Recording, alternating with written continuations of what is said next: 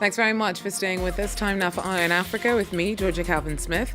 Tonight, new security measures are brought in the Ethiopian capital as a state of emergency is declared. There are fears that advancing rebels from the northern region of Tigray have their sights set on Addis Ababa. Also, I speak to Sudanese philanthropist Mo Ibrahim about his hopes for a return to civilian-led rule in Sudan a week after a military takeover saw the government dissolved and the Prime Minister detained. And we take a look at the role of small-scale farmers in Africa's push to tackle climate change. They make up the majority of the continent's agricultural industry, but need more support in preparing for the devastating environmental changes in store if humanity doesn't change tack profoundly and soon.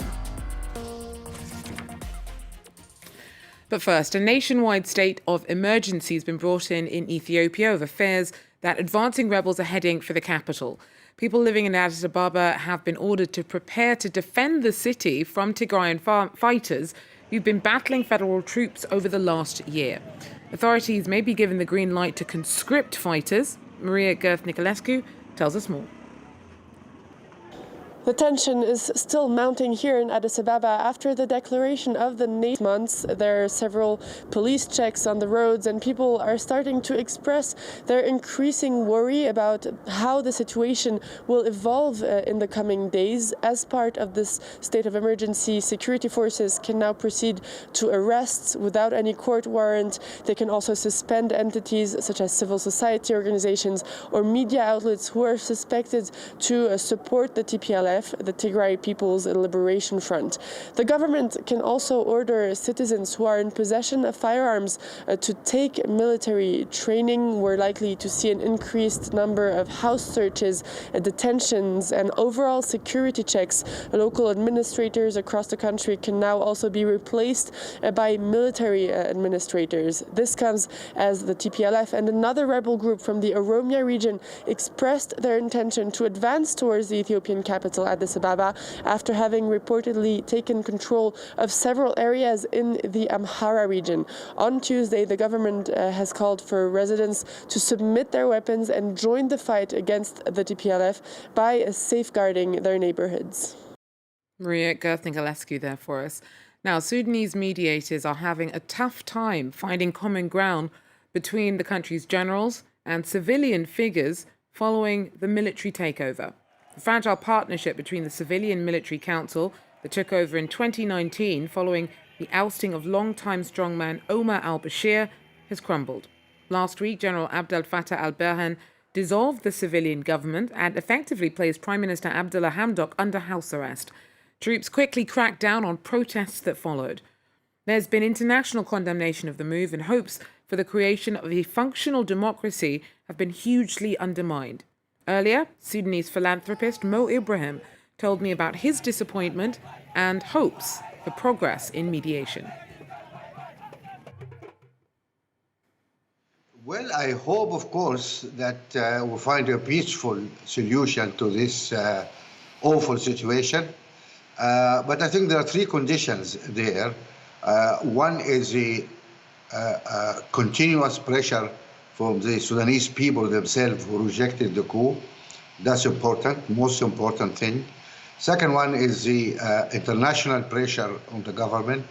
And the third one also the behavior of the neighboring countries to ensure that they stand by the Sudanese people and not side by the generals. I think that will be very important. However, General Burhan has said that he will be forming another civilian government. At this point, do you think that trust can be rebuilt between the military and civilians? Well, I mean, we are in a difficult situation. To start with, Sudan has been independent now for about 65 years.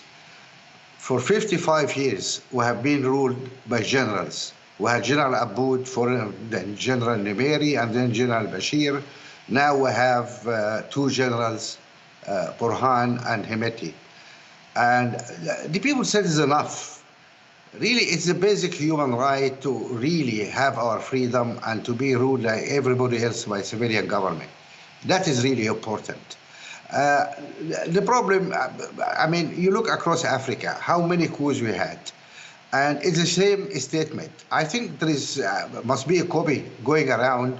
Those guys read it every time they take control. I'm going to have a transition government. I'm going to install democracy, and I'm going to appoint civilians. It doesn't work. You know, we cannot really accept this kind of promises, especially in the light of their behavior over the last 50 years. Look, we fund the armies, we arm them, we buy them all their toys, tanks and aeroplanes and guns to defend us. What armies are doing in Africa? They're turning their guns on the people, trying to control the countries. You guys go and fight the terrorists, divide it, you know, protect us. Don't turn your guns, which you bought for you, against us. This is just unacceptable. Mo Ibrahim there. Now, rescue crews in Nigeria were still desperately searching for survivors a day after a high-rise building collapsed in Lagos. At least 20 people were killed and many more were left trapped inside. The 21-story building was still under construction when it collapsed in Okoyi on Monday. The head of the state building regulatory agency has been suspended and an independent panel is due to investigate. Police say it's still too early to tell what caused the accident, but officials suspect that the building was not up to code. It's a race against the clock. Rescue workers in Lagos managed to find a few survivors on Tuesday, a day after this building under construction collapsed. They worked throughout most of the night. We worked till around 4 o'clock when the rain was getting too heavy and everybody was shivering. Then we had to rest. But by 6 o'clock this morning, we started working. Now, this morning when we woke up, we heard voices, maybe because they had recovered from their weaknesses overnight. Anxious families waited nearby to see if their loved ones had survived. Officials said the property's developers had added 6 more floors than what had been authorized. The Lagos state government said it had put its chief architect on indefinite suspension. Builders were also working in the other towers when the third one collapsed. We've been working since last year, but today nobody can say what happened. We are just hearing boom, everything just collapsing. But we are in the other building, and inside here we have more than 50 people inside there again. Building collapses are frequent in Lagos because of substandard materials, negligence and a lack of enforcement of construction standards. In one of Nigeria's worst building disasters, more than 100 people died when a church guest house crumbled in Lagos 7 years ago. On the second day of the COP26 conference in Glasgow, leaders have pledged to stop deforestation by the end of the decade. The US and the UAE also are trying to raise more funding to specifically support agriculture. They launched the Agriculture Innovation Mission for Climate, and governments around the world have so far pledged about $4 billion towards climate-smart agriculture. The farming industry is particularly susceptible to the effects of climate change, and food systems around the world stand to be disrupted. Small-scale farmers make up the vast majority of Africa's agricultural industry. Sara Mbago from the International Fund for Agricultural Development tells me more. It is important that smallholder farmers bring their voices to the climate debate, particularly around adaptation policies. We see that at COP, farmers tend to be underrepresented, but in fact, their experiences bring essential insights and integrate into the rest of the climate agenda. Their integration is absolutely important. We know, as you just said, smallholder farmers produce around 1/3 of food globally.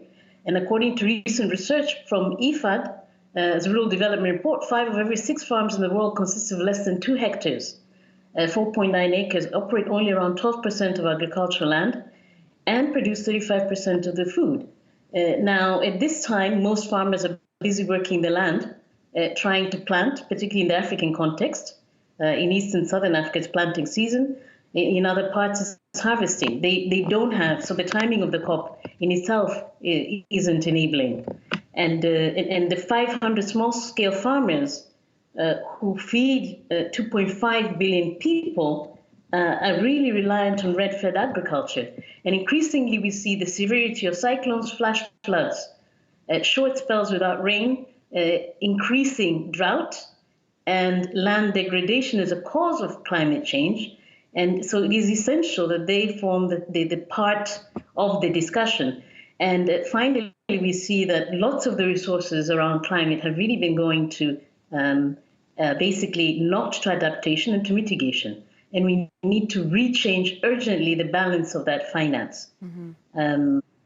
Because without support, small farmers will not be able to adopt solutions that will be able to enable them to continue producing food sustainably. They need investment in infrastructure, they need structures such as water storage, they need irrigation, they need new technologies, they need to scale up appropriate seeds and crops that are actually drought resistant.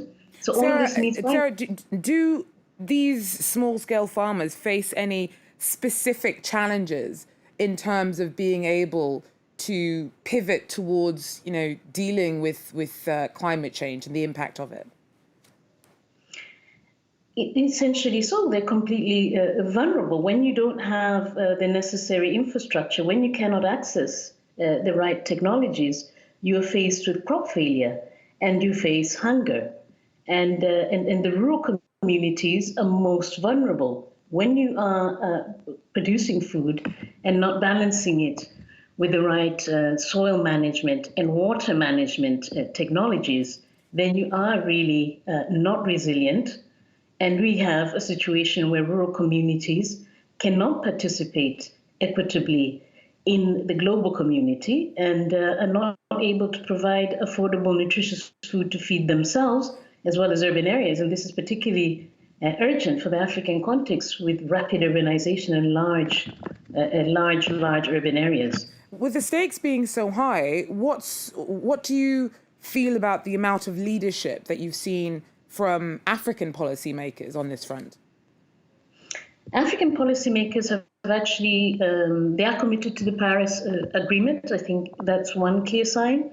There is the Common Agricultural Investment Plans, of which they have recently revisited the CAADP framework and included resilience and climate resilience at the center and heart of it.